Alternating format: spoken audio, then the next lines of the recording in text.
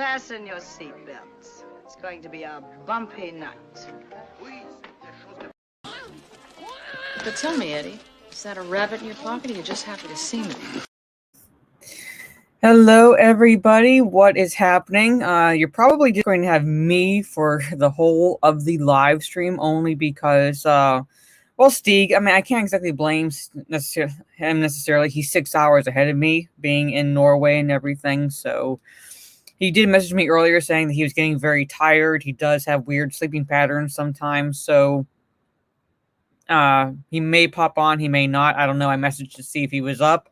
I also sent the link to someone else to see if he could come on, but we'll see. But at any rate, we got some cringe to cover. It wasn't necessarily, I would say, necessarily as good as last week with some of the shit that was going on, but we have articles about the Nontroversies with Shang-Chi, to include one that I saw after I made the event, and that was apparently Aquafina is being canceled on Twitter because for her I guess her portrayal or something of black culture or something. I don't know. I tried looking into it, and it's always so anything will trigger these fucktards. Anything will trigger these fucktards, even if the person is unintentionally doing something that's not even remotely close to being racist. But anyway, they're trying to cancel her now, so we'll go into that. I have a Dune 2 article because apparently Denis, how do you pronounce his name? Villeneuve. I'm not even worrying how I'm pronouncing that correctly. Is hinting that the sequel to Dune, which I don't know why the fuck he was given permission to film Dune without getting permission to film both parts at the same time, because what if this part bombs at the box office? You're going to have to make the movie anyway, and you're going to scrape the bottom of the barrel for the cash if you don't make a profit, because you can't leave it on a cliffhanger. If that's the case, you can't leave it on a cliffhanger. Dune is a type of movie where even if you're splitting it into two parts, you film both fucking parts at the same time, but apparently they haven't even started filming the second part. And now the director is hinting that the second part might shift focus from the actual protagonist, Paul Atreides, to Zenya's character, Chani. And I have a little bit of information about that character, and it's not going to go over well with people who don't know the books as well as they'd like to think they do, or at least the normies who are going into this movie thinking that there's going to be a happy ending with this couple. But anyway, we got that article, and then we got another article from The Gamer, because they never fail to deliver at least some cringe shit, and that is, did you know queer stories are complicated and gaming needs to show that? According to The Gamer. Yeah, queer stories are complicated. And the gaming community needs to understand that, and the developers need to do a better job, according to The Gamer. But anyway, I'm going to say hello to the chat. I hope I give you a good, entertaining show tonight by myself, depending on if the two-way sent the StreamYard link to pop in. But we'll see. So from the top, Maza is first, and thank you for the $10 Australian super chat. Very much appreciate it, Maza. You're still number 3 simp to lethal. Truth hurts. But there's that. I'm sorry. There's no easy way to put it. There's no I can't soften that blow for you, really. So you're gonna have to accept your status. Black Samurai 76 second. Thank you so much, Michael Quaid. All hail the best cringe commentator on YouTube. Thank you so much, Michael. And maybe Steve will pop in. I don't know. Like I said, he said he was very tired. So we'll see. Orange Hat Reviews, if you are a troll, I have the heads of many troll friends on my wall. Yes, thank you. See, one of my best mods on YouTube, Orange Hat, thank you so much. And I enjoy his mystery movie reviews. He did one yesterday. He normally does it today, but he did one yesterday on The Crow. So if you haven't checked that out, he goes into in-depth discussion kind of on the movie and then gives his overall score at the end. So Trey Courtney, what up? The Shang-Chi actor is a bitch. Yes, we're going to go a little bit into his tweet, because Kevin Feige kind of responded to that, and then we'll touch on Aquafina being canceled, or at least they're trying to cancel her. And the only thing I really know her from, I've only seen her in one fucking thing, and that is the sequel to Jumanji. I think it's called Jumanji Next Level or something like that, which is like a decent sequel. But she was one of the player characters in Jumanji, and that's the only thing I've seen her in. And the only reason that she was even remotely bearable in that movie is because she was kind of playing against type, like all the other actors and actresses were. So, like in the first part, she's like the nerd character is embodying Awkwafina's character, and so she kind of has to act like him, like the nerd, and then they somehow figure out that the water switches the characters around, so she ends up being played by the nerd's grandfather, who's played by Danny DeVito. So she's kind of she's playing against type in both cases, and it worked. That's the only reason it made her character even bearable to me. Jaluk, hey y'all, good evening to you. Andrew, hey yo, good evening to you as well. You just call him Blade Runner, yeah. I'm just gonna call him that because I'm like I think I can figure out how to pronounce his name, but at the same time, I'm not really even gonna bother because of like the kind of like the little bit of a shit he's doing with Dune, and I feel like it's going to. I just so much like there that's like giving me like hesitation about like what he's going to be doing with these adaptations for Dune. Yeah, everyone's sad, but at the same time, it's like, what are you gonna do? He didn't even bother saying anything about the whole shit going down with Activision and Blizzard, and now he's basically telling the gaming community to be better. So he's basically he either was a cuck in hiding, or he cucked himself so that way he didn't get any flack from Activision Blizzard. I don't know. Wow, so rude. Yes, I'm saying truth hurts. Truth hurts. Yes, he has to step up the simp game. He does. I'm sorry. Truth hurts. Gregory Nicholas, it's not really complicated though if your intention is to write a good story, yeah, between two lovers regardless. Yeah, it is not. It's not complicated, but according to the gamer, it is. So we're going to go into that article. I don't know if we're going to finish it necessarily because I couldn't even get through the other gamer article that I was covering last week about how men should not be writing women's stories because men don't understand women's feelings, as if women, even though you're assuming gender at that point, have different feelings than men. I don't know. But again, it's the gamer, so there's that. Bianca Zombie, hello, aloha dudes, good evening to you as well. Thank you, Dave Myers, you're fine all by yourself, thank you so much. We'll see. Gonna go into some of those stories. I don't know if you're talking about the stream, Lyndon, but you're a furry bitch, and thank you for stopping by. So, hello. So, I said hello to everyone in the chat, so I think we'll go first into the Nontroversy. Yes, he is, Liquid Blake, he is your biggest simp. Yes, he is. We'll go into both Nontroversies surrounding Shang-Chi. And we'll go into the first, the Bounding into Comics article. We're not going to really cover it because it's really going into how Kevin Feige is responding to the misunderstanding from the Shang-Chi lead actor, thinking that when they said that it's going to be an interesting experiment, that he was talking about having a movie with an all-Asian cast or some fucking idiot shit like that. But anyway, let's go into that first, and we'll cover that, and then we'll cover the cancellation or the attempted cancellation of Awkwafina. So let me open. There it is. Okay, I got so many tabs open. All right. Kevin Feige responds to Shang-Chi actor Simu Liu's outrage over Disney CEO Bob Chapek's interesting experiment comment. Basically, like I said, taking a literal non-controversy, and making a big deal about it.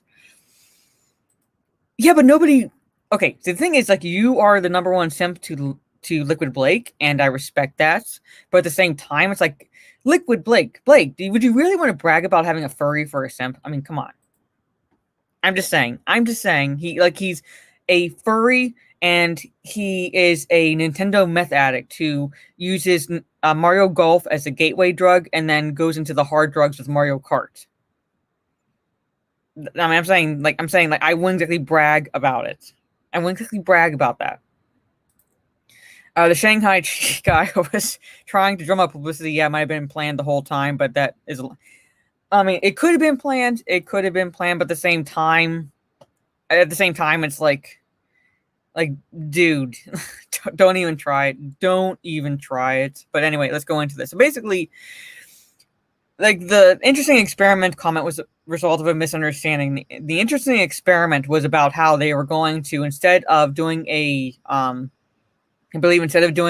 combined theatrical release and Disney Plus streaming release, then he's going, like, they're going to basically do a, like, 45 days, like, just straight theatrical release, and, like, see if it does better than what Black Widow did with the dual theatrical release and streaming release.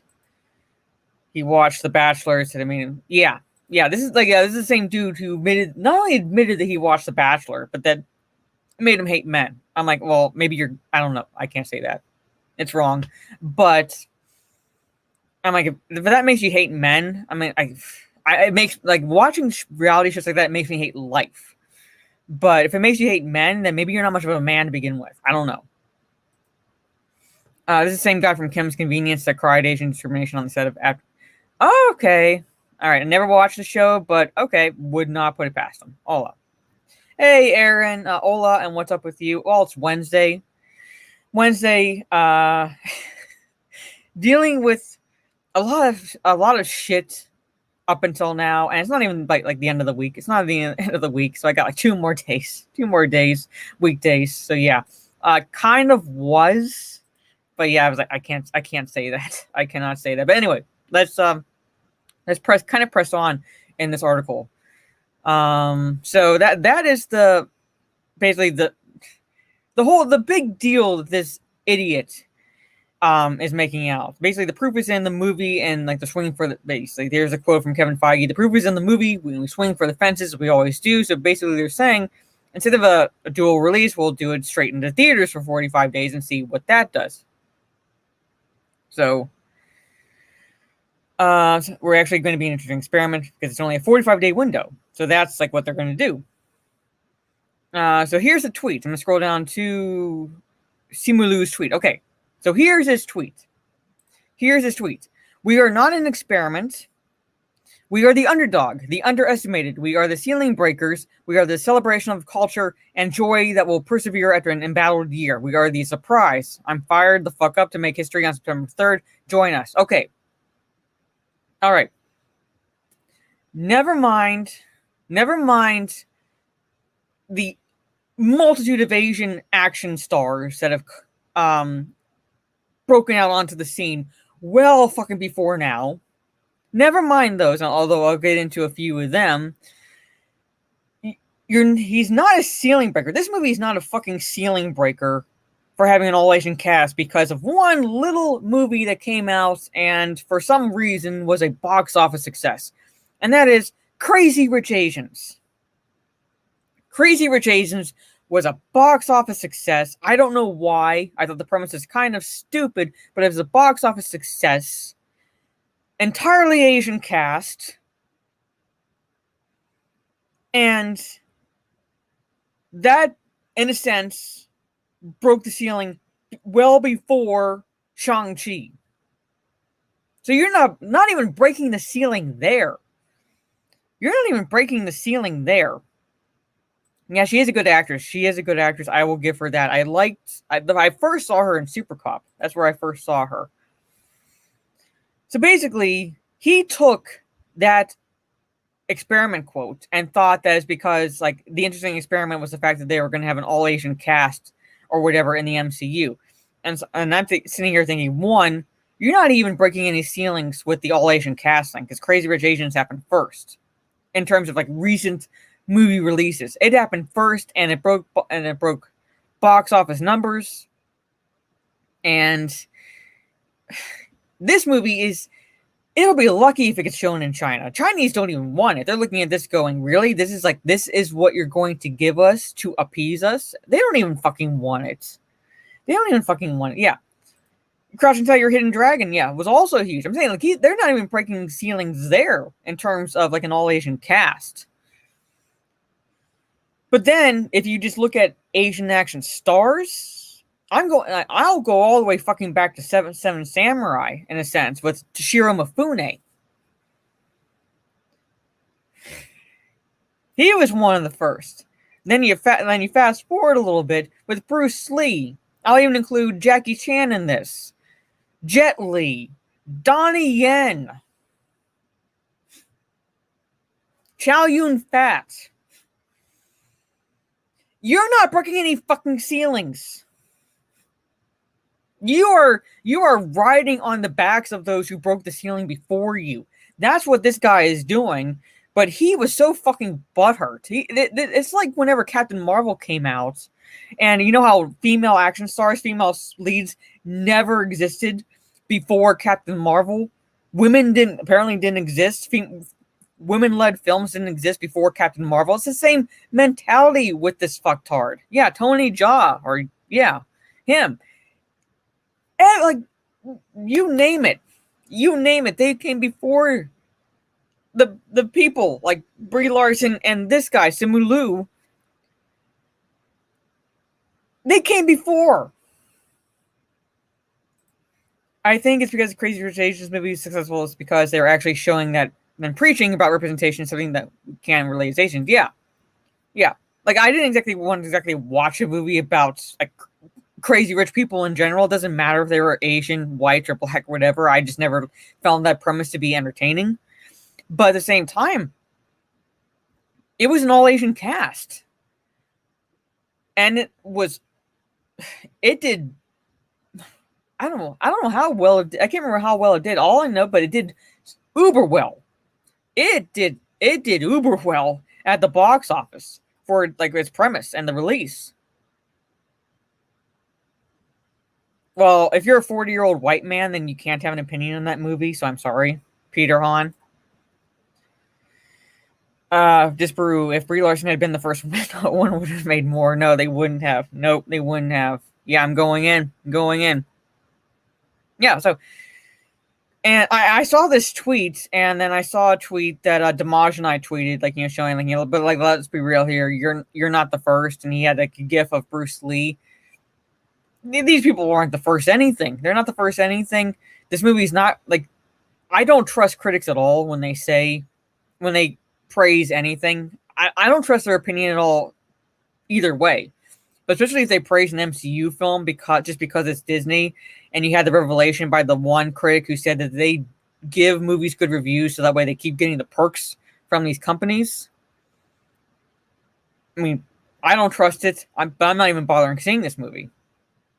And you combine that with the fact, like I said, that this movie will be lucky if it gets shown in China, because the Chinese are looking at this shit going, really, this is what you're giving us? This is what you're giving us? No, we don't want it. We don't want it. I think that representation can be helpful to reach new audiences who want to identify with the main character, but the writing sucks in the movie. I think that matters far more. See, the thing is that I agree with that to an extent, but I think the thing is that representation has become a buzzword, because representation should be more than skin deep. It should be more than the superficial qualities of like skin color, sexuality, and gender. Representation should transcend those, basically, to the point where you can actually see yourself in the character no matter what the character looks like or the gender or sexuality. That you can actually like empathize with that character. That's when representation really matters. But it's only now become about the qualities I mentioned. So yes, in a sense that it's, if you want to reach, I guess, new audiences, as long as the writing is good or whatever, like the writing is what matters. But at the same time, this character should be more than one-dimensional, and that's the problem. I'm not even talking about the Star Wars prequels right now, so I don't know why you're, Sam, that you're asking this question. Yes, and yes, Andrew, content of character, yes. Yeah. Hey, Sentinel, good to see you.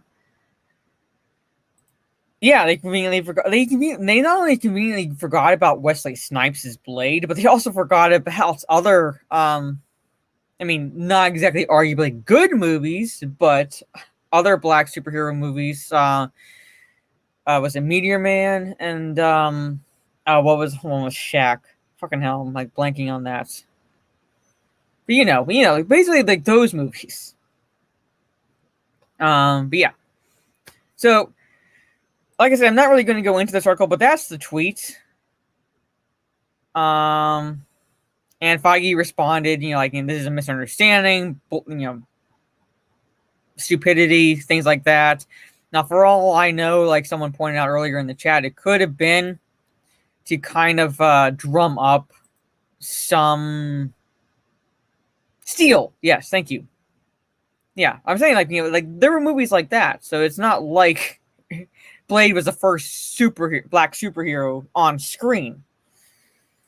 Hey, Zachariah, good to see you. So yeah, and Spawn, yes, and fucking Spawn, yeah, he's not the first, Yeah, careful, don't Rhino will appear, right? Yeah, don't want Rhino to appear. Because I really don't want him using gamer words in my chat.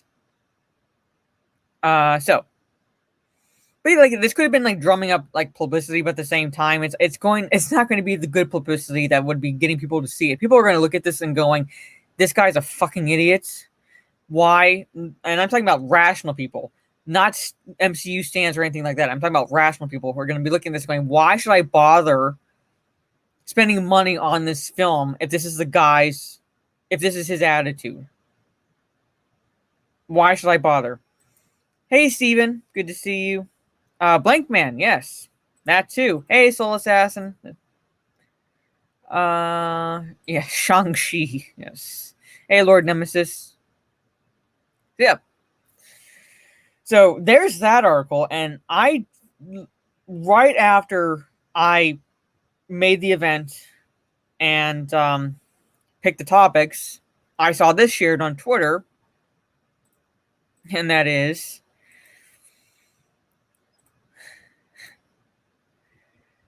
the internet is canceling Shang-Chi star Awkwafina for mocking black culture. So now, not only do you have the idiocy of what the lead actor for this movie is saying, but you also now have these people going after his co-star for the film. And not only going after the co-star, but also saying that they're not going to see any movie that she's in. So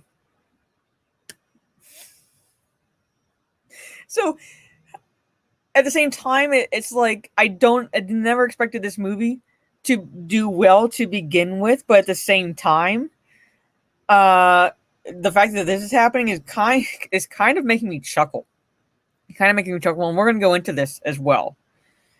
Honestly, the actor doesn't even speak Chinese. No, he doesn't. Movie Metal Rock McDonald. There's been Asian superhero movies in the past. Yes, Black Mask, which at least is the first one that comes to my mind. Yeah, I'm like saying basically the Asian action movie stars. Basically, like there's no breaking of ceilings at all with this Shang-Chi movie, with the all Asian cast or the fact that it's an Asian action lead. Not breaking any ceilings. And a $10 Australian super chat from Lethal Lightning. Thank you so much. He says, "Lurking, had you on since the start." Thank you so much, Lethal. And I'm looking forward to the Warzone stream, if it's going to still be on in about an hour and a half. So I'm looking forward to watching that for a little bit before I turn in for the evening, because it's always fun to watch and support you making bitches cry on Warzone. You, Josiah Rises, and Disparu, and Jeremy sucks. But Brandon and Mike, aka T-Pain, and all those guys. So I'm looking forward to watching that. Green Hornet, yes. Oh my God, Lyndon. Hey Phil, good to see you. And yes, Lethal Lightning is a G. He is a Chad. So. But thank you for the $10 Australian super chat, Lethal Lightning. But anyway, let's get back into This is a little bit into this article, and we'll go through the tweets that are now being directed at Awkwafina and what exactly is going on with her. So, all right. Awkwafina is by no means a newbie in the entertainment industry. In fact, she's been a staple in Hollywood for quite some time now, having starred in various shows and movies, but there's no denying that her name is about to get bigger thanks to her involvement in the MCU. The multimedia star is part of the upcoming MCU offering Shang-Chi and the Legend of the Ten Rings, but just as the film is about to hit cinemas, Awkwafina is dragged into controversy by fans on social media, and the amount of backlash she's been receiving is pretty intense. Like I said, I've only really seen her in one movie.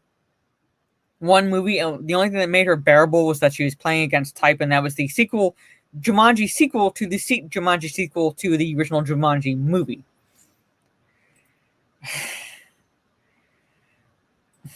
What's the cinema? Well, I don't know.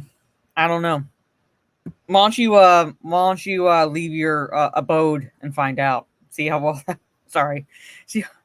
Fuck Gladys. I'll give you this, Lyndon. Fuck Gladys. And he knows what I'm talking about. Okay, so here's the tweets from the MCU, or whatever, or the Instagram post, or whatever. The newest Marvel cast member is the latest target of cancel culture after allegations of cultural appropriation surfaced online. On Twitter, many fans pointed out that Awkwafina has been mocking Black people and Black culture in general for years through her comedic skits, and has gotten away with it on multiple occasions. In particular, the actress's use of blaccent in her skits and various movie roles is cited by fans as one of the many reasons why Awkwafina deserves to receive all the hate she could get. Check out some of the tweets below. Okay, before I get into the tweets, kind of same here until the Jumanji movie. I know. Lyndon is upset. I'm kind of poking the bear right here. Just poking the bear right here, which I like to do sometimes. Hey, Chunk. Good to see you. All right. I might be slow here. And no comments from the Peanut Gallery, especially from Lethal. But what the fuck is a blaccent? Okay, Trey, I'm not trying to single you out here, but what is blaccent? Fuck you, Lyndon. What's blaccent?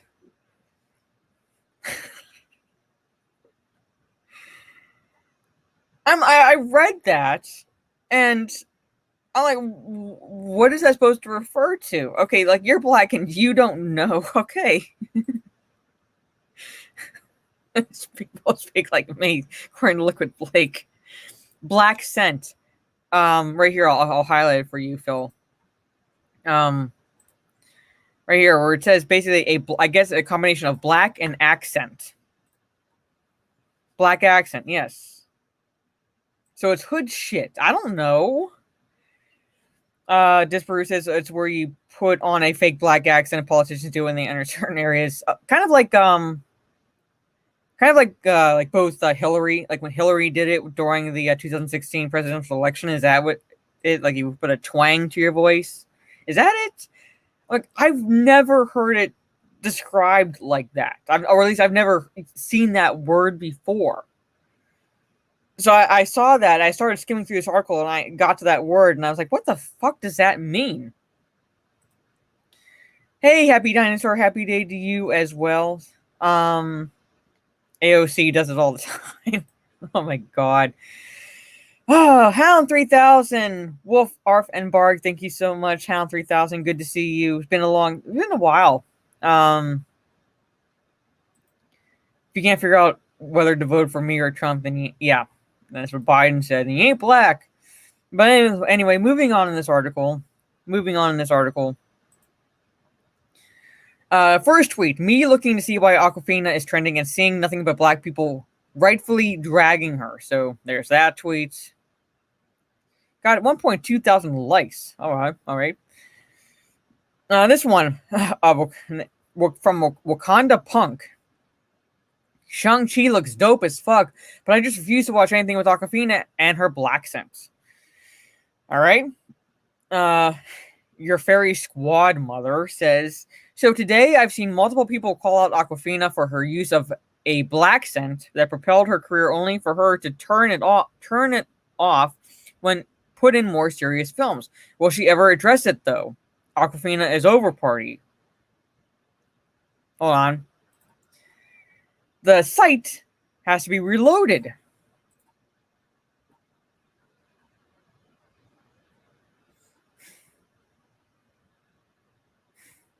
I don't know what happened to Epic Stream or whatever went on, but it basically just crashed on me. So let me share this again.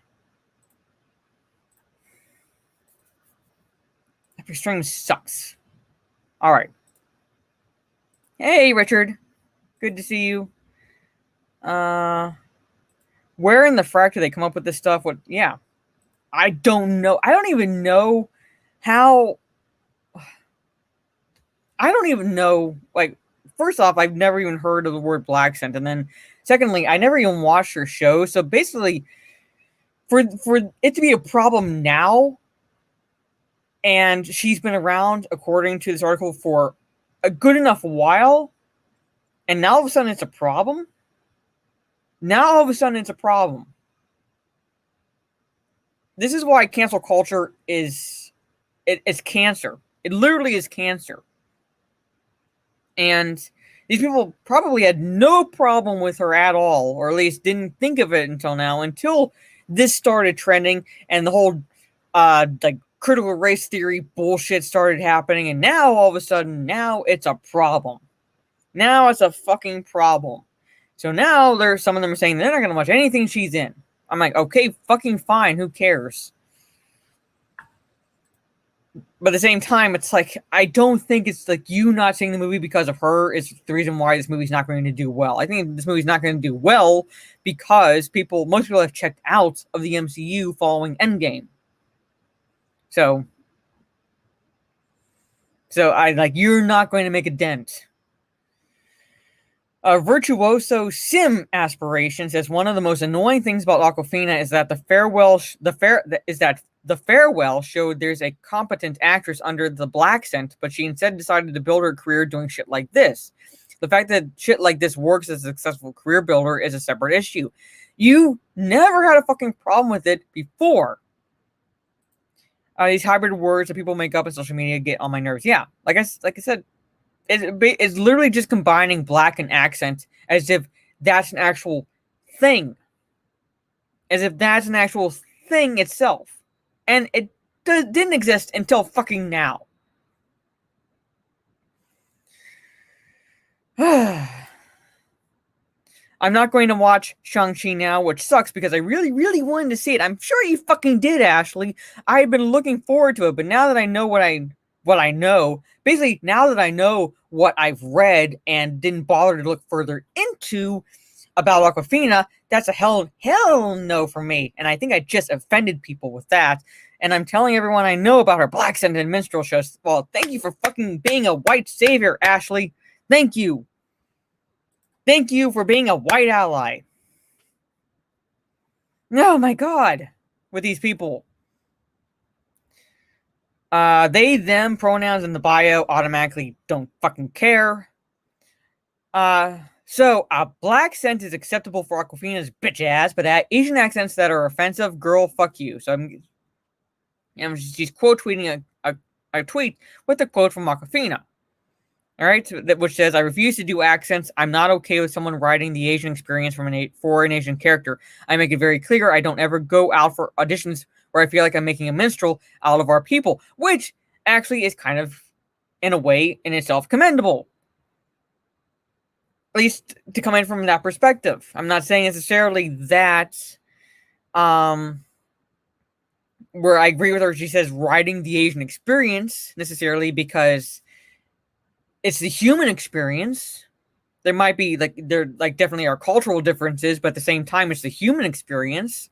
But at the same time, not wanting to be, I guess, a minstrel, like how she puts it, it's kind of commendable. So I'm hoping that she at least goes a little step further, and at least take on roles where she's not typecast necessarily.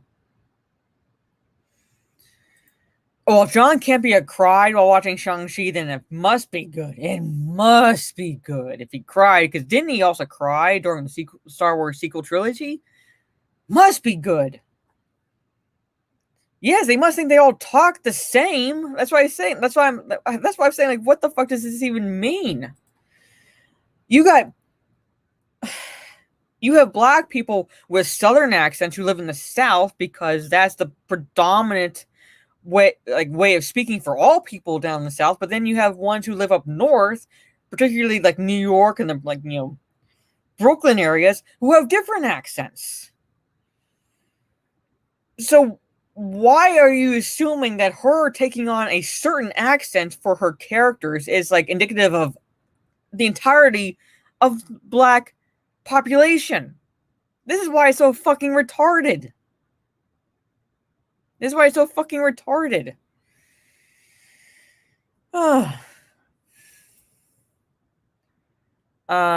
Sai, Aquafina won't do accents, but will drop rap songs in a black accent and won't apologize for using it for fame. Got it. That's an interesting word choice there. Minstrel. So basically, she's getting hate from her own people, in a way.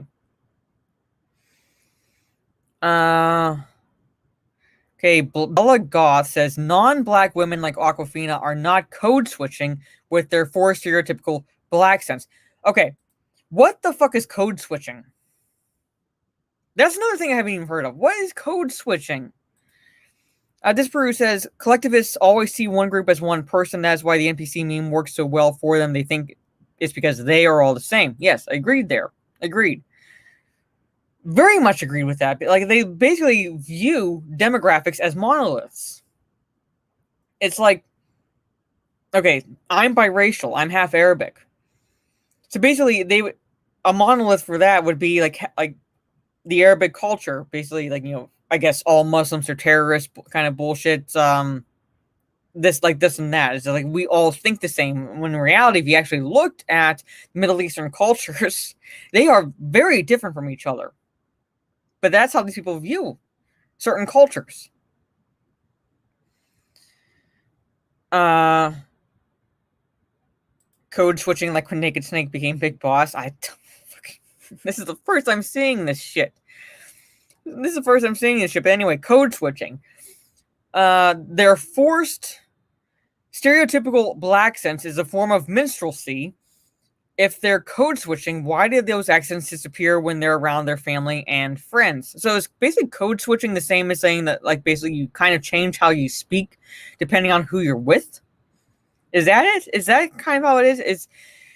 But if you actually think about it, you do change how you speak around certain people. It's not so much how you necessarily it's not just like verbiage or anything like that. It's something you'll take on. If you live in an area for a while, you'll start taking on the accents. For example, I'm from the north, but if I were to go down and live in the south for, I guess, a number of years, I would start taking on a southern accent because I'm used to hearing that.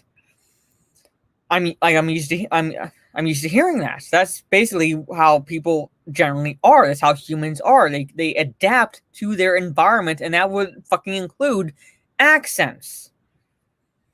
And at the same time, like I said, even within your own circles, you do change how you speak. Like, for example, the way I'm speaking now, I don't speak that way in front of my parents because I'll get backhanded by my mom. But I'll do it with you guys because it's a different social circle. And I will drop curse words left and right if I want to, but I won't do it when I'm with family. I won't do. She will. She backhanded me on my shoulder when I accidentally let slip the word cunt when I was driving her one time. Some driver pissed me off that was ahead of me, and I said, "You fucking cunt." And I got backhanded by my mom. That's not a normal conversation that I would have with my family. But I will have it with, like, friends, like you guys. So I'm guessing that's what she means there. And then she follows it up with Awkwafina grew up in Forest Hills and there's not a lot of black people in that area. So how is that forced black sense a product of her environment when people in her environment don't even talk that way? Well, how does she even know how the people in her environment talk? She said there's not that many black people there. There's not a lot of them, but there must be there. So that way, like, how does she know even how they talk? Maybe they do fucking talk like that.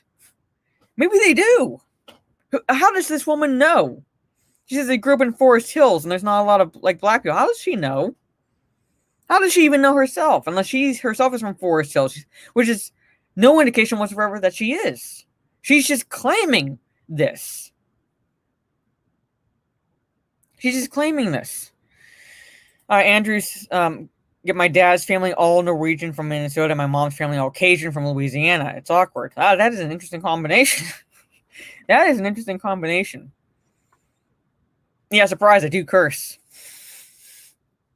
Yes, she's basing it off a few black people. Yes, she is. Yes, she is. She's like basing it off of a few black people, literally. Again, Frankie Wong, I don't know. Say it with me. Awkwafina speaking in black accent is not code switching. Okay, so I guess, okay. This one actually has cunt in the tag, the Twitter handle.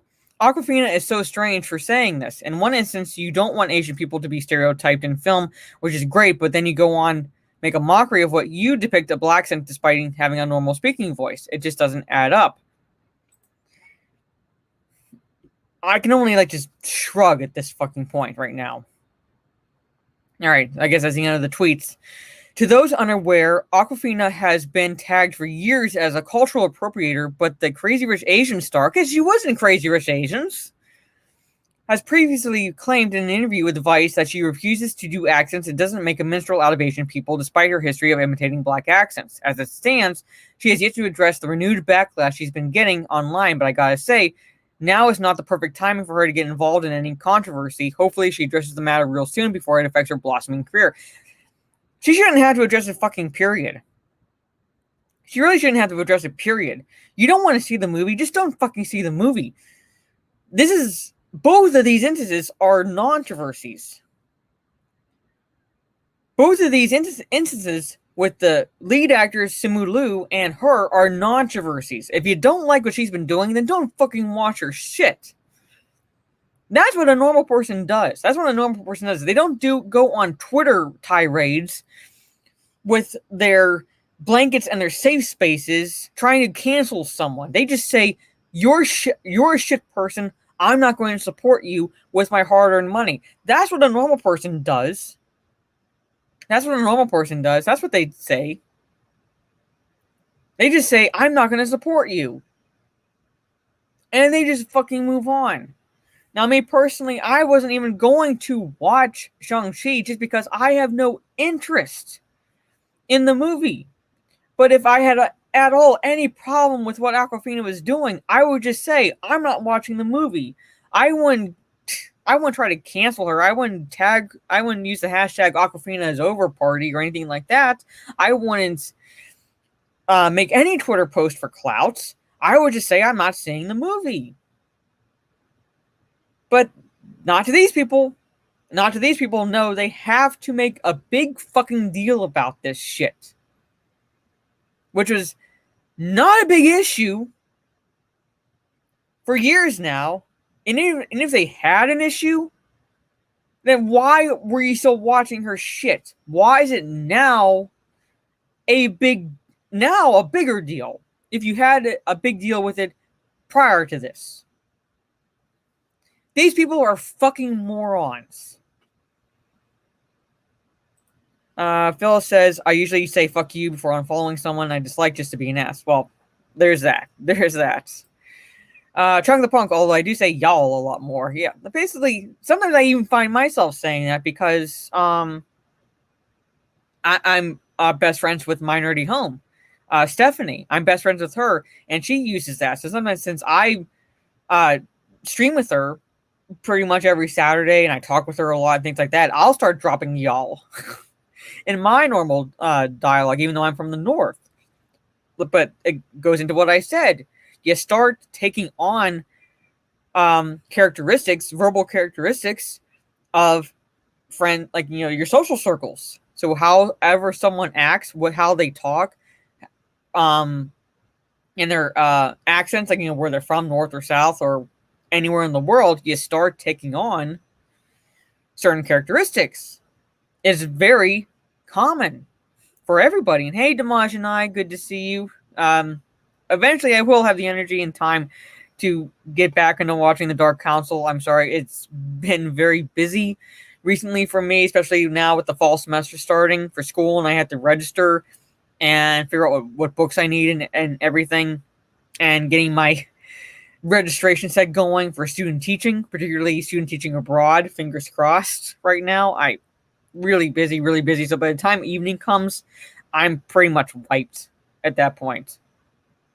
I'm surprised I even had energy for this, and that was only because I took like almost a 2-hour nap this afternoon. So instead of making a video, but there's that. So there's that. Not much more to say about that. Nontroversies all around. So I don't know. Is anybody in the chat at all going to see Shang-Chi when it comes out? I had no interest in it. I checked out the MCU a while ago. I checked out a while ago from the MCU. It became very formulaic. If you loved it, say more power to you. I'm not judging anyone's taste in movies, because I for one have like interesting taste in movies as well. But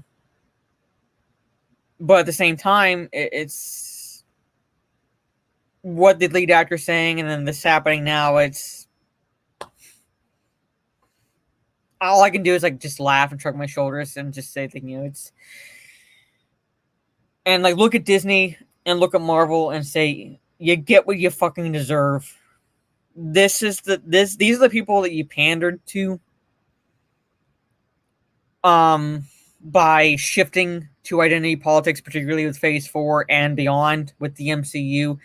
These are the people that you are trying to bring to the theater to see your movie. You get what you fucking deserve. You really get what you fucking deserve right now. That's where that's my thinking right now. I'm not going to say anything because, one, I'm fingers crossed I'm even able to do it, and two, I'm not going to reveal where I go until I have proverbial boots on the ground,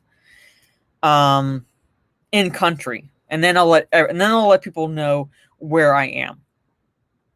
Okay, so you're going to go see it. Hey, like, let everybody know how it is. Like I said, if you want to see it, fine. I really don't care.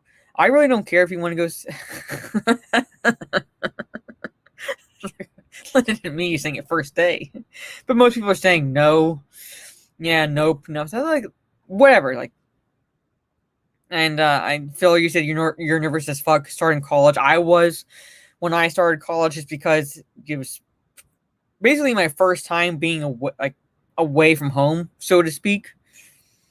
But at the same time, it is a very good experience. It is a very good experience. It is very worthwhile, and you do, for want of a better way of putting it, you do actually find yourself in college, and it's, in a sense, you find, like, you know, how you are as a person when you are out of the more how do I put this, where high school is very, like, you have like period 1, period 2, period 3. It's very set for you and what you do. College, you get to pick what classes you take, and you get to figure out where your actual interests lie. So it's very nerve-wracking, but at the same time, it's very it's very, like, you know, it's growing experience.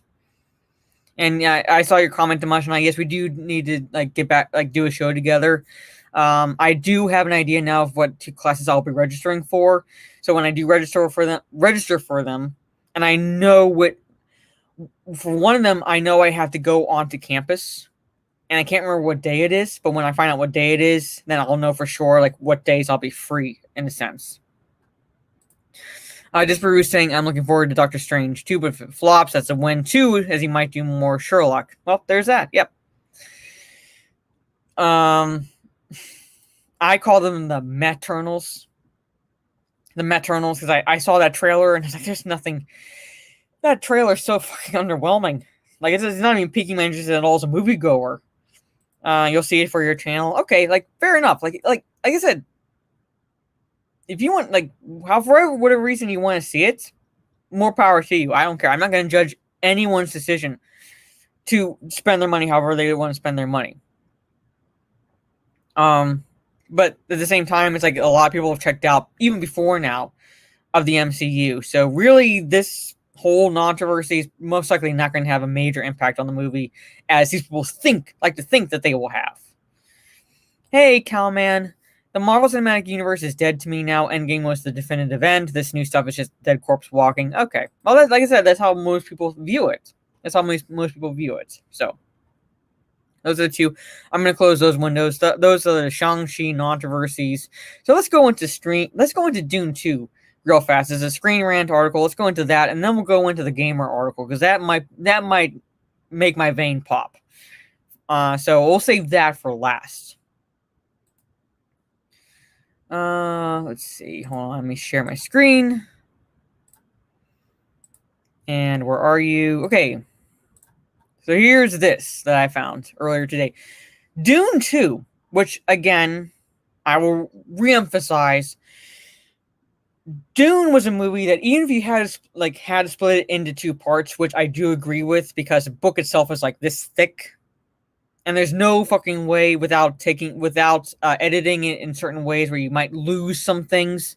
If you're to do one movie, it wouldn't work, so you would have to split it into two. But at the same time, should have been filmed at the same time. Because again, what if the first part bombs? And they don't make any of their money back? They're gonna have to kind of scrape that barrel to find the money to do part 2. And who's going to go see it if no one liked part 1? Not at the moment, no. I think it's coming out in October, I want to say. I think it's coming out in October. But I found this article on Screen Rant that says, Dune 2, why Zendaya's Chani replaces Chalamet? I have no idea how to pronounce his last name. Paul as the main character. Now, Paul Atreides is the fucking main character of Dune. Dune is Paul Atreides. It's his story. It's Paul Atreides' story. But then you have the director, the Blade Runner director, that's what I'm going to call him because I'm not bothering, Denis, is saying that Zendaya's Chani will replace Timothy Chalamet's Paul Atreides as Dune 2's main character. Here's how and why that can happen. So basically, you have Screen Rant saying, here's how they could do that. Which, when I read this, I was like, it's not exactly replacing the character necessarily. So, but at the same time, the fact that the director is saying this, I would not put him past them to do something else. Them saying the main character won't be the main character in the second movie makes me not want to see one. I was excited for this one. It's a shame.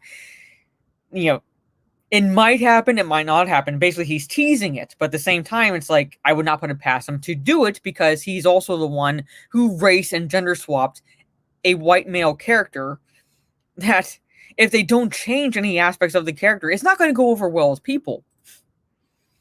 Hey, Tim F. Good to see you. And if you haven't read the book, I will give a spoiler alert about her character. So if you don't want spoiler alerts, fingers and ears when I do that.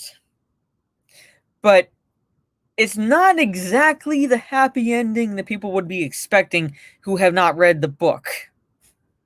But anyway, let's go into this article. Zendaya's Chani has been called the protagonist of a planned Dune sequel, and here's why and how she can replace the Paul Atreides as the main character. Who is the fucking main character? Because like I said, Dune is Paul Atreides. Paul Atreides is Dune. It's his story. Denis' adaptation of Frank Herbert's sci-fi novel is among the most anticipated movies of 2021. Chalamet is at the forefront of Dune's incredible cast, which makes sense considering Paul's role in the book and the young star's massive popularity. Well, Paul's role in the book is he's the fucking main character. Paul is the undisputed lead character of Dune's book as it follows his rise from being the last Duke of House Atreides to, not House of Atreides, you fucking moron, House Atreides, to joining the Fremen. a very spiritual group of Arrakis natives and reclaiming his home world. Chani is one of the most important members of the Fremen in Paul's life, as she is his primary love interest and the girl he sees in visions of the future, which is true. Denis brought Zendaya into the cast of Dune to play Chani and bringing the character to life on screen amidst a myriad of character houses and factions in Dune. He since said that Chani will be the main character of Dune Part 2, which could signal some major changes to the latest movie adaptation of Herbert's work. So here's what they're saying. Dune is an incredibly intense novel filled with details and world building, so much so that Denis and Warner Brothers agreed to split the movie into 2 parts, which I said I don't blame them because Dune itself is this thick. I have... See that book there? That's Dune. That's how fucking thick it is. He is the Kwisatz Haderach. Yes. Yes. Like I said, it's... I know it's from the 1960s, but not everyone has read the book or even really seen the 1984 movie. So I'm saying, like, if you don't exactly want to know anything about the characters, I like cover your ears. But yeah, I know what happens to her character, essentially. Okay, although Dune 2 is yet to be officially announced. Again, really stupid because if Dune 1 bombs, if the first part bombs, well, then you leave it with a cliffhanger because you were forced to do Dune 2, and then at that time, if no one likes the first one, if no one likes the first part, who's going to see the second part? This means that the first Dune movie should end around the halfway point in the book, not too long after Paul and Shani meet, and he confesses that he's seen her in his visions. This will leave Zendaya with a much smaller role than audiences might be expecting for someone of her notoriety, so her taking on a bigger role after Dune's ending could be a way for the director to rectify that. However, which there really shouldn't be any rectifying to begin with. However, Shani doesn't have the largest role to play in the second half of Herbert's novel either. No, she fucking doesn't! If Zendaya is taking over for Chalamet as Dune 2's lead character, it could be part of the director's effort to explore more of the Fremen and give Shani more agency in the sequel. Give more whammon agency! That's what he's fucking doing. That's what he's doing. Basically, it's not a complete adaptation of the novel, and that's why it's nearly impossible to make this into a film, although we have the tech, yeah. Pretty much. Hey, Metalong, just stopping by to say hi and click the like. Still got a lot on my mind, so I hope you have a great night. Well, no problem, Metalong. If you're able to catch the replay, hope you enjoy it. But yeah, so we're going into another red flag for Dune. Another red flag for Dune, which is a shame because, like I said, I haven't really got into the Dune series itself, but I do enjoy the Dune book. And I enjoyed the 1984 movie, which stars Kyle MacLachlan as Paul Atreides, Sean Young as the Chani character we're talking about, Max von Sydow as the Dr. Liet, the race and gender swapped character in this fucking movie. Let's see, Jose Ferreira is in it. Sting is in it. Sting is in 1984. He plays, oh god, what's that character's name? He's one of the House Harkonnen. Not Paul. Fucking hell. Patrick Stewart is in it as well. So, if you haven't seen the 1984 movie, I'm not necessarily saying it's the, an excellent adaptation of Dune, but at the same time, it's a good adaptation of Dune. It's very enjoyable. Brad Dourif is in it. And a small part and things like that. It's an enjoyable adaptation of Dune. So if this doesn't pan out, there's always the 1984 version to watch. Just saying. Okay, so moving on. Even though Dune primarily follows Paul's story, there are points where the director could use his actions to shift the focus towards Chani. It is quite possible that Dune 2 could begin prior to Paul meeting the Fremen to better establish what their living conditions are like on Arrakis. This time can help show how important of a person Chani is within the Fremen's ranks and give audiences a more informed idea of who she is once Paul shows up. But Dune 2's story will also presumably be where Paul's powers and abilities begin to really develop and showcase themselves. Paul spends a lot of time alone and even falls into a coma in pursuit of these goals. So instead of Dune primarily following his mission, it could send him off and stay with the Fremen and Chani. So basically, this is Screen Rant. Fade! Thank you, Metalung. Fade! I'm like blanking on his name. He played Fade. Yes, Sting was in 1984 Dune. Like I said, check it out if you haven't watched it. It is worth a watch. It is worth a watch. What was I saying? So basically, like, Screen Rant here is trying to write it for them, trying to give them, like, here's what they could do. Which, if you think about it, is not exactly making her the main character. It's basically just, like, the director kind of focusing certain parts on her character.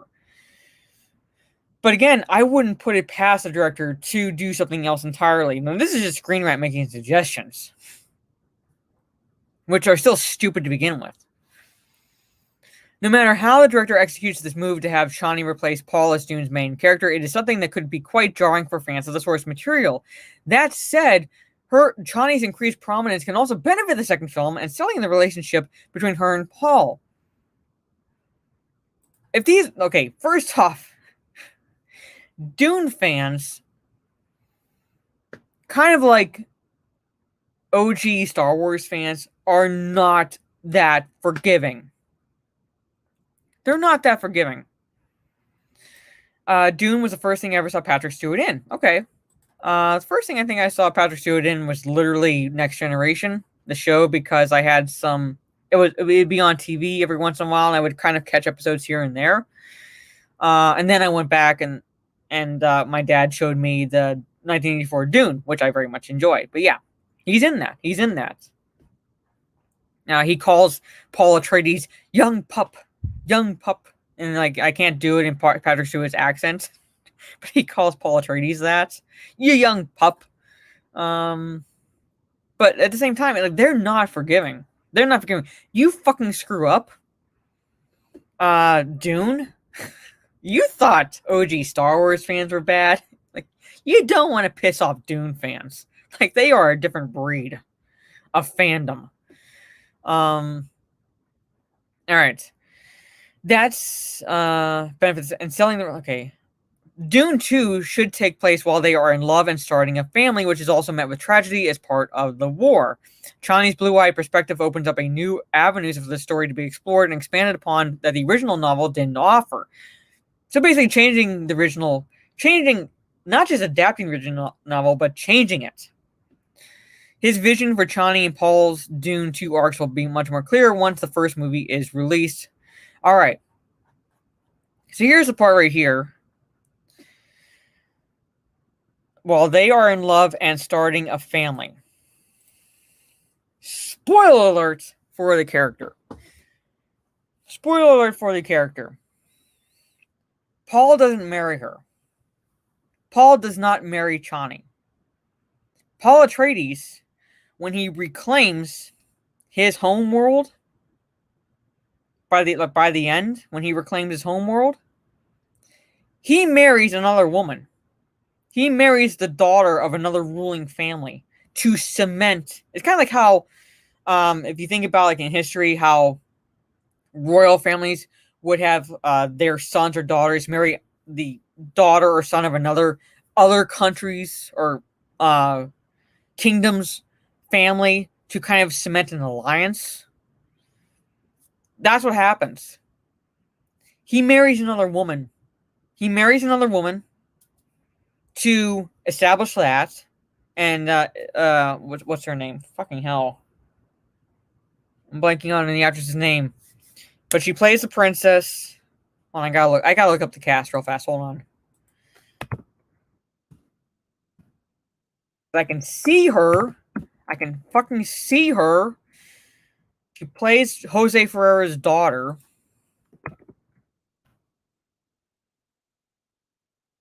Virginia Madsen. So, okay, she plays Jose Ferrera's daughter. She plays the princess. Paul marries her. Paul marries her character. Chani, she survives the war. Only to be his consort. She's basically his side bitch. How do you think that's going to go over with people? When you give her agency like this in the movie, and I'm not saying don't give her agency, because like Shawnee, her character is very good. Is very good. I love Shawnee's character. I love Sean Young's portrayal of Shawnee in 1984. I love her character. But her character becomes a side bitch. They don't live happily ever after like these people are going to think they do by the end of this movie, unless the director changes it.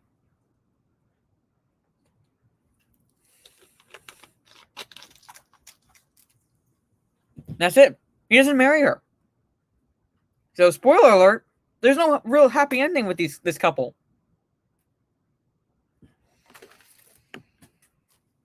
So, if you didn't want to be spoiled and you listened to it anyway, sorry. But there's that.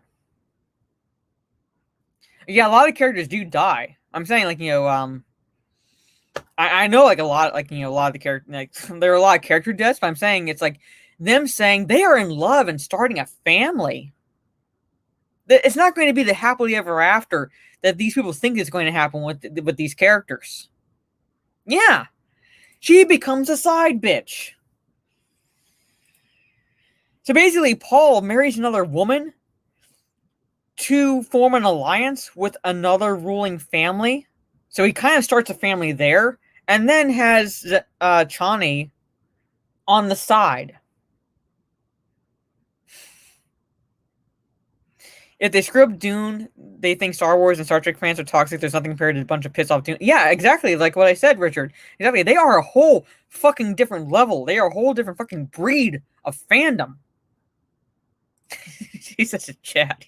He pretty much is a fucking Chad by the end of the book. But these people who are looking at these characters thinking that, oh, she's given agency and women power and things like that. Oh, she's a side bitch by the end. Okay. If they don't change it, that's what ends up with their character. So, and I'm not trying to take away from the character itself. Like I said, I love her character in the book. She is a strong character in her own way. She's a strong character. She's one of the not necessarily leaders, but she's like one of the heroes of the Fremen on Arrakis. That's how she ends up. But I'm saying, I saw this article. I'm like, what suggestions they give aren't exactly making her the main character necessarily. But at the same time, if the director does make her a main character, that's going to alter the story vastly. And is he going to do an actual adaptation to show like what actually happens with her character? I don't know. Because he's changing other things about characters, so I'm like, what other things is he going to change?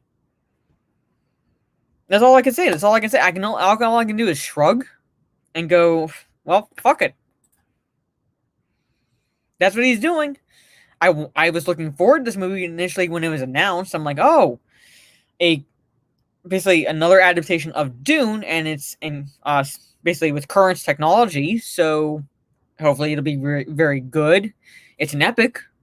Things like that. But then I saw red flags start to pop up here and there with what the director was saying, and then the race and gender swap of the white male character who, like I said in one of my rants on one of my past Wednesday night Cringe Factory live streams, meets a rather horrific end.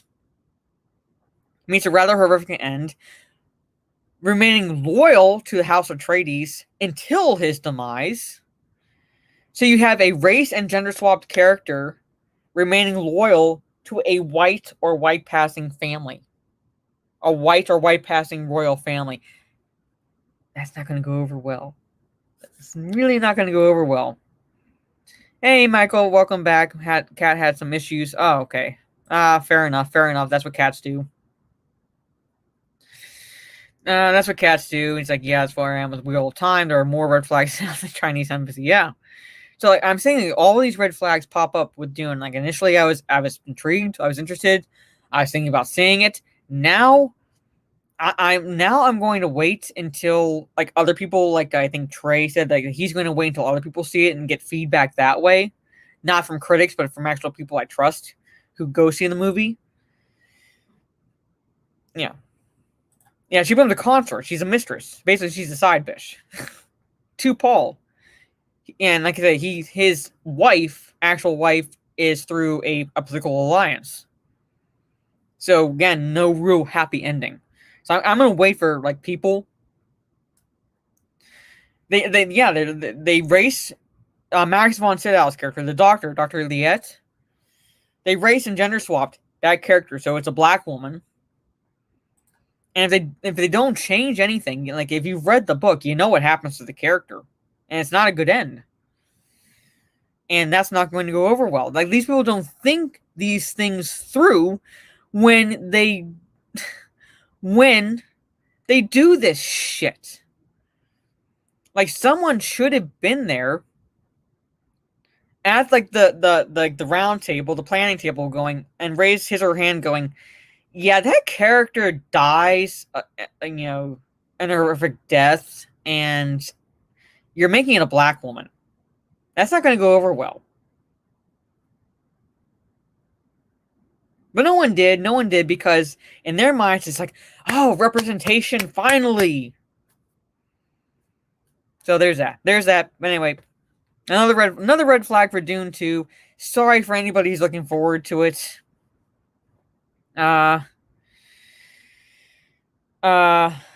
So Trey Courtney says he's just waiting for public opinion. It comes out a week after Halloween Kills, so he's probably going to watch Halloween Kills again. Probably. I'm definitely going to go see Halloween Kills. I'm going to definitely go see that. Whether or not I see Dune, it's going to rely solely on the opinions, if at all, of those I trust to give an unbiased perspective for a movie.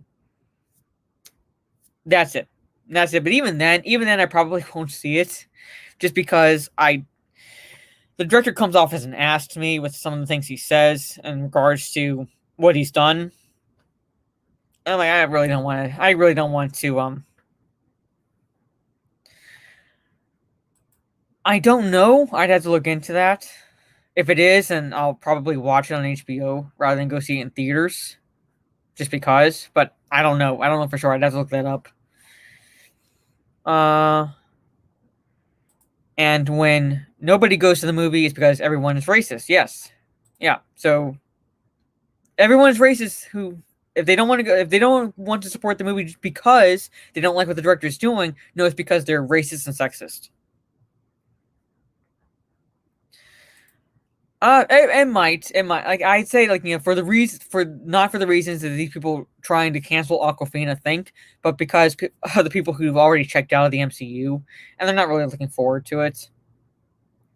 So and like the people defending that were like, well, but it's a tertiary character. It's not like it's like he's not a major role, and I'm like, it doesn't matter if it's a primary, secondary, or tertiary character. It matters on the impact on the book, and the Doctor has a fucking impact on the story.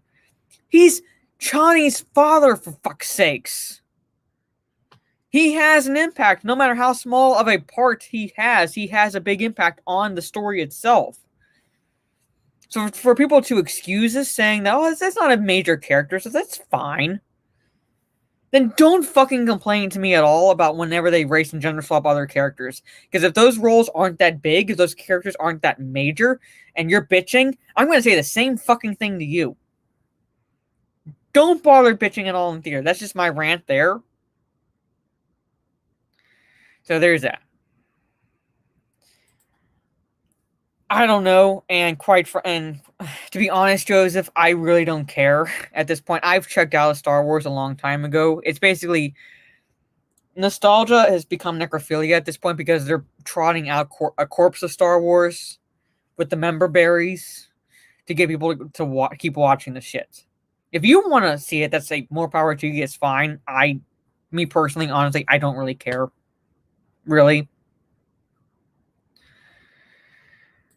Like you say, Beast is a side character. I don't want to race swapped. Agreed. Yes. Like there are characters that there aren't as major as other ones, but that does not take away from whatever impact they have on the story itself. It does not. And the Doctor has a big impact on the story. But that's what people were saying when I initially reported on the race and gender swap. I'm like, are you fucking serious? Then like, don't bother complaining about race and gender swap characters at all in the future. At fucking all. Because I will come back to you with that same argument that you're giving me right now. Well, it's not a major character. Then don't bother complaining. Don't fucking bother complaining. But anyway, let's end this on the article that's going to make my vein pop, because it's another gem from the gamer, and it's by the same author as the previous one that I couldn't even fucking get through. Jade King, the author of that one, and this is one about the queer stories are complicated. So let's get into this. Let's get into this bullshit, and then we'll end it on this one. Okay, queer stories are complicated and gaming needs to show that. Be better. Be better. Alright. Last week I wrote about Boyfriend Dungeon and how it understands the importance of expressing sexuality. Okay, people in the chat, how important is it for you to express your sexuality? I mean, I'm super straight. I'm super fucking straight. But should I express it more? Like, should I express it more? Like, how important is it necessarily? Like, how important is it for that to be expressed? Let's be honest. Let's be real right now. Like, how important is it? Like, should I just like, should we create our own like super straight flag, like the gay pride flag? Like, is that like how we express it? Is that how we should express it? I mean, is that how important it is? I'm just asking. Like, zero importance? Okay, not important at all? Yeah, I thought so.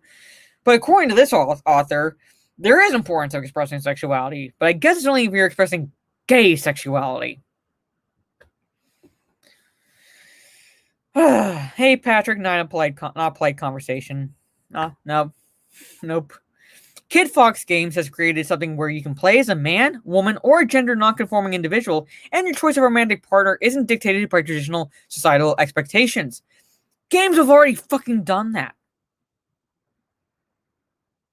I don't care what someone does with their genitals if they're pointing at mine. Yep. But, okay. Games have already done this. The one that immediately comes to my mind is Mass Effect. You could be a man, you could be a male shepherd, or you could be a female shepherd, and you could romance any fucking person you wanted. You could even romance Garrus, who's not human. You could romance any fucking person you wanted. This is not new.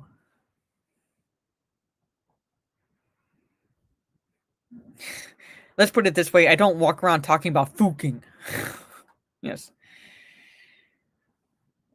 Skyrim did it, yes. This is nothing fucking new. This is nothing new. Seriously, she named her kid Cosmo? Really? I mean, it's in a way better than Apple, but what? Jesus Christ. I love you too, Steph. I want to see some love for Steph in the chats. Love from my nerdy home. I want to see some hearts for Steph. And put if you're one of my not subscribers, but if you are a member of my channel, let's see some emotes, because the emotes I have were created by Steph. So put those in the chat. I want to see you spamming those right now. Every RPG I engage in, Operation Shag, everything that moves. Yep. Almost every game does that now. Yeah. Like, it's nothing new. Yeah, it's good enough for me, just matching more. There you go. There you go. So let's see some love for my nerdy home in the chat. Hey, Chris. Good to see you. Trending on Twitter as of right now. Okay, like I said, in a way, it's better than Apple. I mean, hell, Frank Zappa named his kid Dweezil. But Cosmo? Alright, okay. Whatever. Alright. Let's move on to this article. Whoever you find dreamy is on the table, or you can keep it platonic and ace. There's an aura of personalization to such an approach that makes it a breath of fresh air in a medium where romance options are far too restrictive. What fucking games are you playing where it's too restrictive, necessarily? Because every fucking game that's like this has that option. Unless it's a specific story-based game where you're playing a specific character. You can't exactly pick your character. You're playing a specific character, and the story, no matter what you do, takes you on a path to romancing a particular character. Then that game there, that's restrictive. But RPG games where you can create characters, where you can decide where you want to fucking stick your wick in if you're playing a male character, or who you want to bang at all if you're like a female character. It's there. It's always been there. I'm not king shaming Disparu. Not gonna king shame. More power to you. Alright. However, discourse emerged over the weekend surrounding a certain character in the game and the wording of its content warning. Discourse meaning bitching on Twitter, most likely. You have to deal with Eric, a character who emotionally manipulates the player after a date goes wrong with constant messages and a physical presence that is designed to make you feel uncomfortable. You can't block or avoid him. Players in the community are asking for the content warning to be updated, which is perfectly understandable, but others believe that said content should be altered or removed entirely to ensure those affected by said triggers can play the game without worry. When you use this verbiage unironically,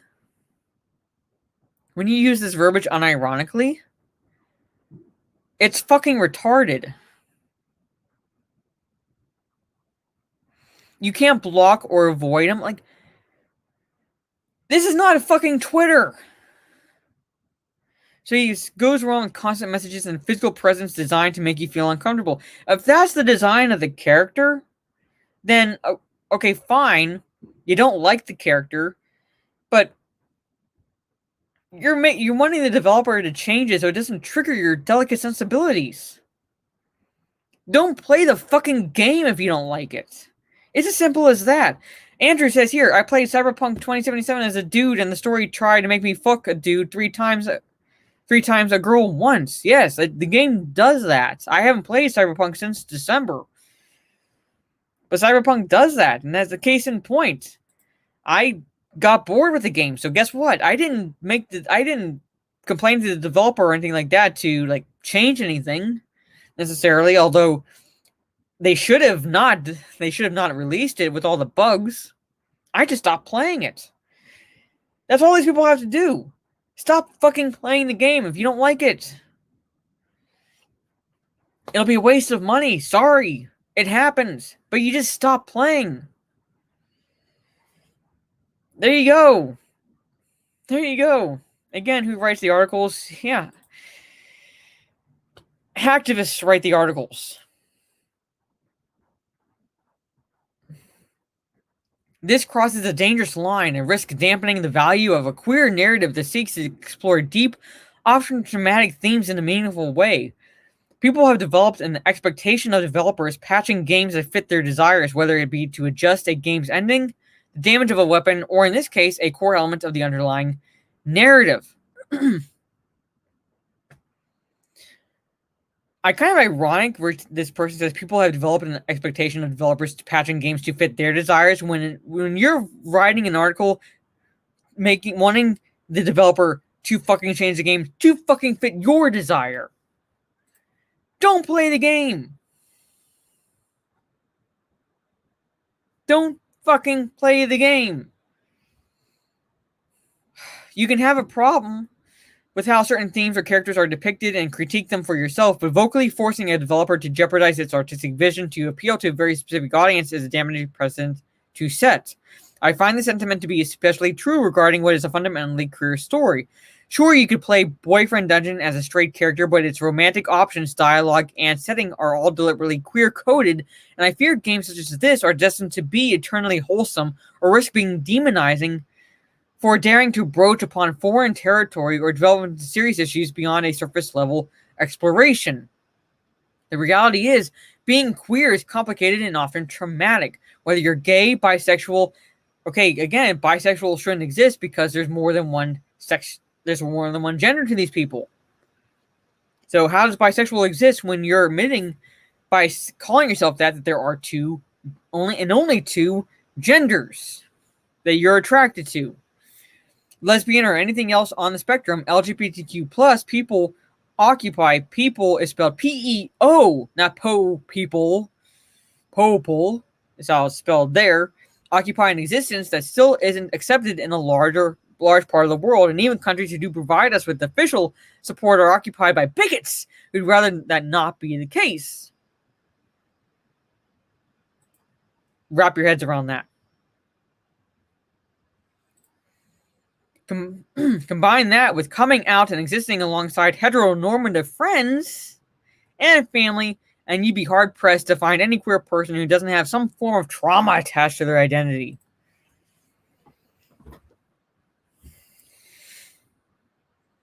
Okay.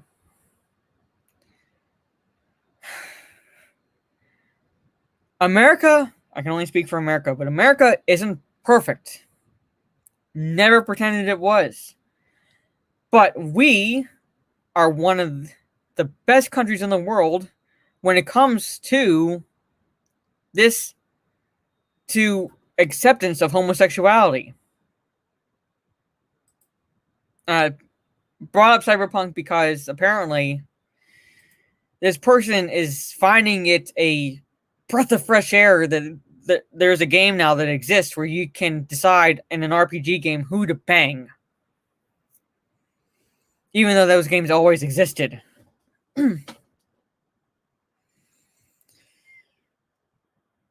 Our country isn't perfect, but we are one of the most accepting of homosexuality in the world.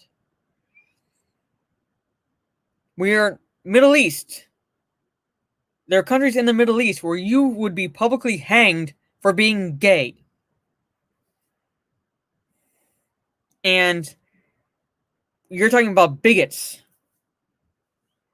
And like now, even with official support, we're still occupied with bigots. Whatever happened to the Gamer Girl game, I don't fucking know. I actually was looking forward to playing that game because I wanted to play it like a scary movie and put her in situations where, like one of those horror movie tropes where you like go into the room by yourself, split up from the rest of the group, all that shit. I wanted to play it like that game, but that never materialized.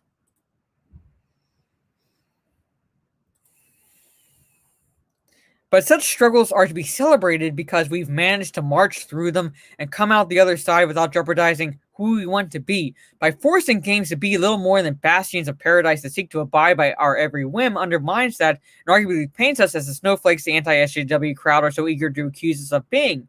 Even though you're writing a rather snowflakey type article. Which is ironic. You're writing a rather snowflake type article, and you're trying to argue that you guys shouldn't act that way because it paints you as what the anti-SJW crowd are so eager to accuse you of being. So sorry, I'm kind of losing my voice here. Yeah, I can take a drink. Sorry.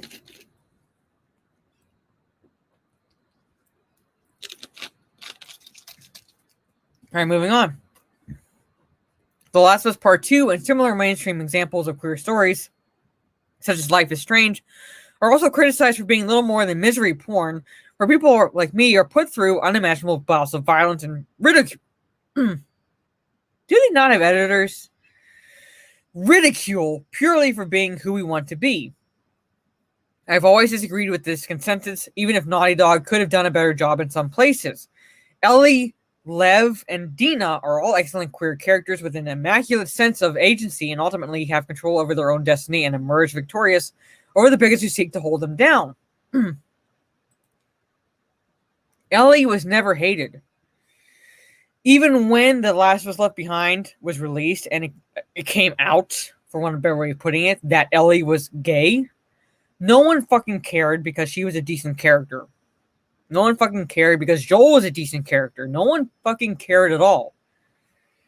So for you to say this, you're perpetuating an already false narrative, which in a sense is already fucked. It's a tale of perseverance over our greatest demons, and one that celebrates LGBT voices and places them in the spotlight like a few games have before. Despite this, it has become popular to hate, even more so in some queer circles, and that outlook just confuses me. Okay, last paragraph, thank fucking God. Or last two, I should say.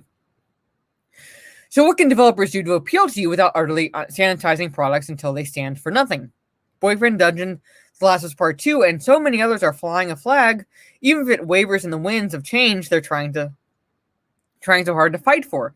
Queer representation isn't an evergreen idea, it's one that requires growth, falls, and experimentation until it reaches a more accepted definition. We are right to point out when mistakes are made and how developers, many of which are still straight, white, and cis, why you had to fucking bring that up, I don't know, can do better when it comes to depicting these identities with the right amount of delicacy. So be better, gaming developers. Of course, queer people should be telling these stories in the first place. Again, if you're not queer, again, if you're not a woman, don't be telling women's stories. If you're not queer, don't be telling queer stories. But we need to accept that fumbles will be made in service of progress, and demanding changes are made whenever something makes you uncomfortable is the wrong way to go about things, even though you're writing an article about how they should be better. I'm developing an aneurysm right now. Hey, Nick McCabe. Good to see you. Hope you're doing well. Yep. Hope everyone's doing well. Yeah, wait, he was trans, not queer. Ree! Yes. I'm developing an aneurysm right now reading this article. Life is filled with moments that make you uncomfortable, and art should reflect that and give us the opportunity to confront themes and moments that we might otherwise be ignorant to in reality.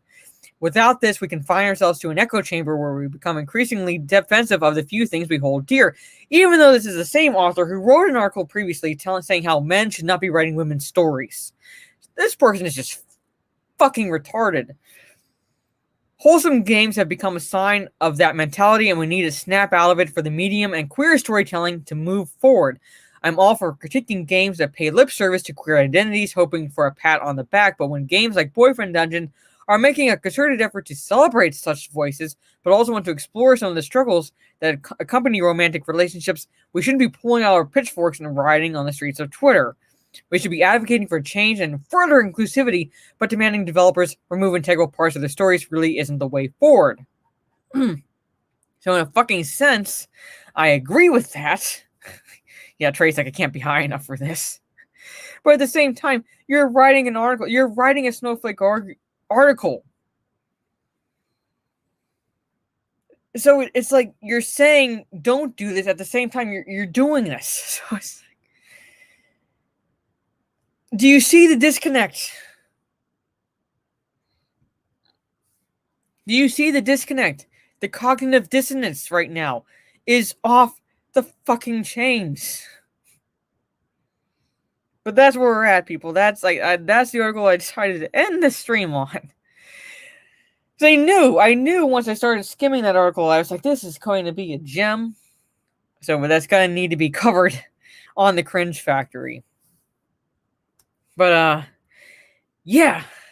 So hopefully you all enjoy. I'm gonna stop this screen. I don't want to look at this any fucking further. I gotta close this tab. But hopefully you enjoyed this episode of the Cringe Factory. Maybe next week I'll have a co-host or two, but I'm not blaming them necessarily because, like I said, Stig is 6 hours ahead. He did message me saying that he was very tired and was having difficulty sleeping. So I DM'd him asking if he was up. He did not respond, so I'm assuming he passed out. And like I sent a link to another person who obviously did not jump on, but might jump on in the future as well. So maybe we'll see next week. We'll see next week because I do need to register for those classes, and I need to see what day the on-campus class is, because if it is on Wednesday, then I gotta move this stream to maybe Friday. And I'm sorry, Orange Out Reviews, if you're still in the chat, I will be conflicting a little bit with your normal Friday night streams, but it may have to happen at least for the fall semester until my schedule changes again to where I'm student teaching and all my evenings opening up again, in which case then I can move back to Wednesday. So I won't know for sure until I start registering for classes in by the end of this week. So just letting you know that, Orange Hat, I might have to do it because Mondays will be the anime discussion streams. Tuesdays I generally leave open because I try to catch the Dark Council, and Minority Home normally does her True Crime Tuesday streams, which I'm a mod on her channel, so I generally go in the chat to mod that. Wednesday, all that shit. Sorry, I'm like droning on, but I'm just letting you know. So yeah, it happens, and I wanted to let you know if that did happen, Orange Chat, so it wasn't exactly a surprise. But that might have to happen, but we'll see. It might not. We'll have to see. But at any rate, thank you all for stopping by and sticking with me for this episode of the Cringe Factory. So basically, the controversies surrounding Shang-Chi. So it'll be interesting to see what those box office numbers end up being for opening weekend for that movie. The Dune 2, how already stupid for not already been filmed, but at the same time for it to be hinting at all that's going to shit focus from the actual main character to another character just to appease a certain demographic that really didn't care about the book to begin with is just cringe in itself, and then another red flag. Sorry. I also need to get more alcohol myself because I'm genuinely surprised I'm not a raging alcoholic doing these streams. But we had Dune 2, and then you had another gem from the gamer for this week about how queer stories are complicated, and it's a breath of fresh air when you can have a story now where you can decide to bang whomever you want, even though that's always existed in the gaming community. So all that fun stuff. So again, thank you to those who sent super chats, Lethal Lightning and Maza. Thank you so much. I appreciate the super chat support. I think to my members who I do need to do more member streams. Again, I figure out my schedule. I'll know better how to work around that. But with school and then student teaching, it's going to be very difficult. So, but I thank everyone who still remains a member to my channel, even though I don't deliver as much as I should on that end. But thank you so much, and thank you to everyone for your comments in the chat and for your own commentary on the cringe that I showed. So thank you so much for that. I do appreciate it. I think I'm going to try to stream on Twitch this coming Thursday, probably around the same time I started this stream, about 8 p.m. Eastern my time. I'll figure out what to stream. I was watching Lethal Lightning stream the Tales of Arise game earlier, and that looked really good. And Chunk the Punk, who was in the stream itself, recommended another Tales game. What I might do is see if I can get that and maybe stream that, because like I said, the Tales of Arise looked very interesting to me watching that demo. So I might, if I can get it, I might end up streaming that. So we'll see. But so look for that. And then, unless anything changes, I believe Talk Nerdy to Us, which is every Saturday at 10 p.m. Eastern, will be on my channel this weekend.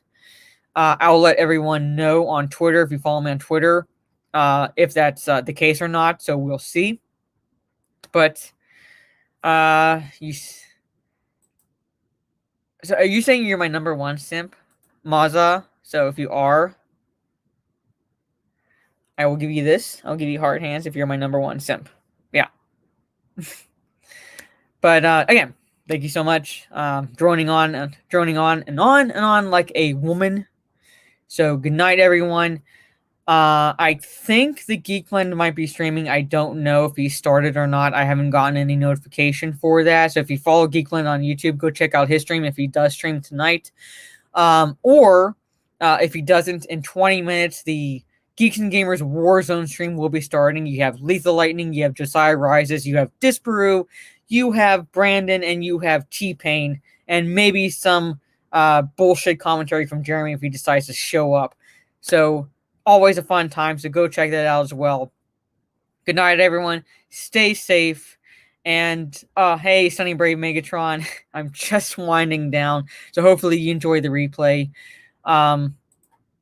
Again, stay safe, everyone, no matter where you are in the world. If you're in Australia, my heart goes out. My heart goes out to you, especially those who are living in New South Wales and Victoria, because your government is asshole. I will say that, even though Lyndon is a furry and furry lives don't matter. It's still fuck Gladys and fuck Victoria, and good night.